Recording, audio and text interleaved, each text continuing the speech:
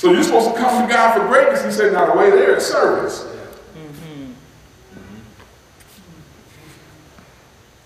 But greatness is what your heart beats for. Right. We have to be trained to serve. Right. Is this making sense? And greatness doesn't mean popular. It means effective. My God. A great effect. Is this making sense? Yeah. Like what could I do to have a great effect? I host God. Yeah. Yeah, I carry God around. So wherever I go, come on, house of God, gate of heaven. Where I am, heaven is. Yeah.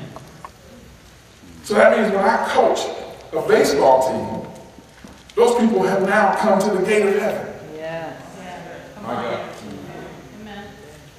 And I can be the one that they look back and say, yeah, man, I had it rough. Man, I didn't know my daddy. I was in a rough neighborhood, but I had a baseball coach. Because they think it was about baseball. When it's actually about the kingdom. Yeah. And it's about expanding the kingdom.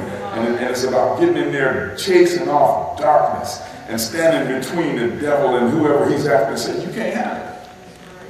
Good. Are you here? Yeah. And taking the prophetic into dark places. Right. Is this making sense? And people who are cold to God, you say, does the name Brenda mean something to you? And they look at you and start weeping.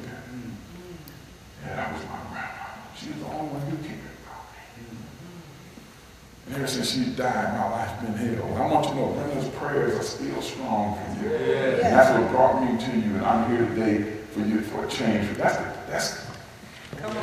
Listen, y'all, the river of God, Ezekiel 47, the river of God gets deeper the further away from the temple it gets. The problem is we haven't gotten the thing out. We need to make a commitment this week, Pastor, to get it out. We need to sign some kind of covenant where you prophesy to at least one stranger a week. Come on. It's good. Well, what if it's wrong? They don't even go to church. You ain't got nothing to do.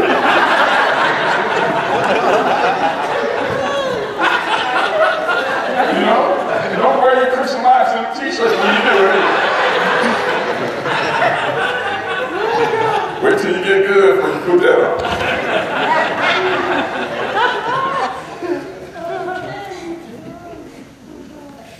You'd be amazed, people out there receive it. Right. They watch psychics, they probably got a bill from the psychic line right now. So you tell them they got a word, they probably open it. Anybody who ministers will tell you it's hardest to minister to God's people. Because they're so beat down. Well, did I pray right? Am I paid up on this? You know, that is. And we don't understand the gift. My God. See, and this is the deal. I will get it. Until when you really get a hold of grace, it produces the question that's in Romans 6. If you really see grace the way it is, you will say, man, well, shall I sin? So that grace may abound? See, if you haven't asked yourself that question, you don't get grace. See, and we have been afraid to preach God as good as he is, because we thought it would give people a license to sin, when people actually sin because of the way they think about themselves. See, this is what God does. See, until I started something. God gives you everything in the beginning. Why? So that he can see your true heart. How can I say this? I was telling God one day, I said, Lord, I need you. Oh, Lord, I need you. And he was like, I know. I built the need in. He said, but your life will really get fun when you want me. Yeah. See, the kingdom wasn't made to run on need. Right. That's good. Nothing runs on need. Right.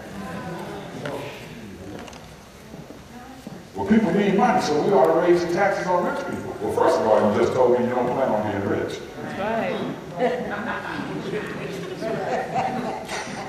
That you've given up on being a millionaire. That's right. That's right. And the second thing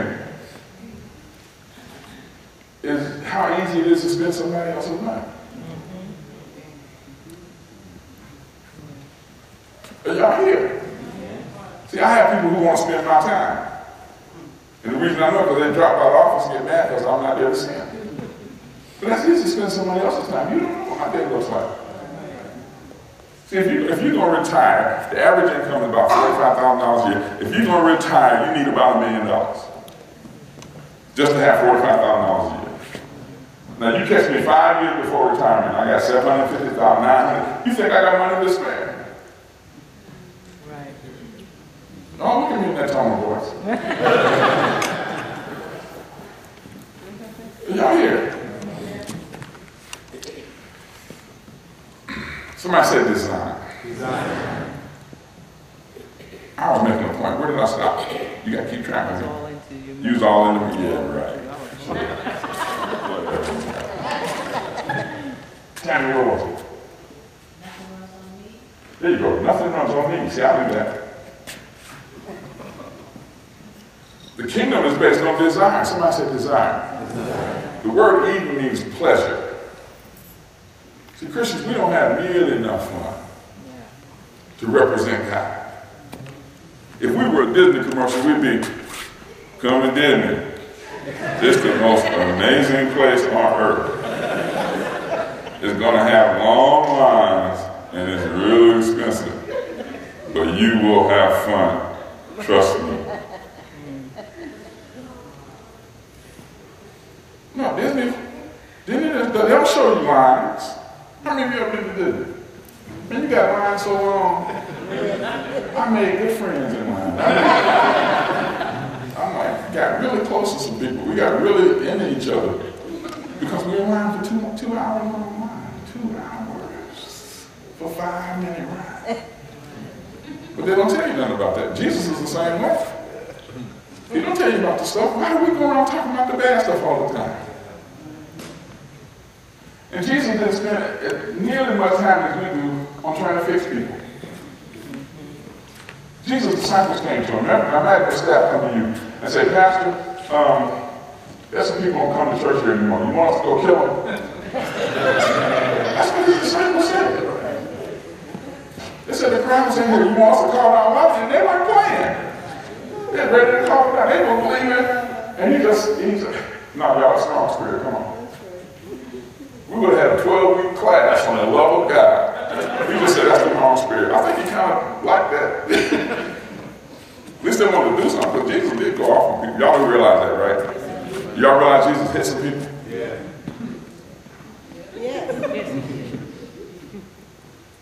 Yeah, Jesus went, and they were doing the wrong things in the house, and he went out and braided a whip. And said, y'all stay right on in there. Just stay right on in there. And went in and went off. I don't think you hit nobody. Can I run you off from your money without hitting you?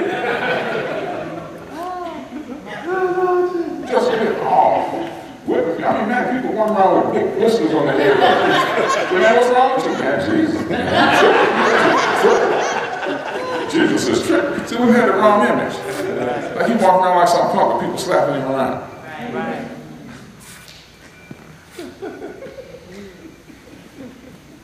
Somebody said desire. Desire. Who are you and what do you want? What do you really want? What do you want? God is here. You know that as a father, I am affected by what my children want. I was at a worship conference. I don't know if I talked about this last time. And everybody was talking about worship. They said the highest worship is obedience. The highest worship is obedience. And I kept saying, no, it's not. And I was the last speaker of 12. 11 speakers been saying the highest worship is obedience. I'm saying, Lord, please just let them run out of time. No, I'm not going to echo that. So God helped me. And he gave me a word. He said the highest level of worship is obedience at the servant level. But I don't choose friends because they're obedient.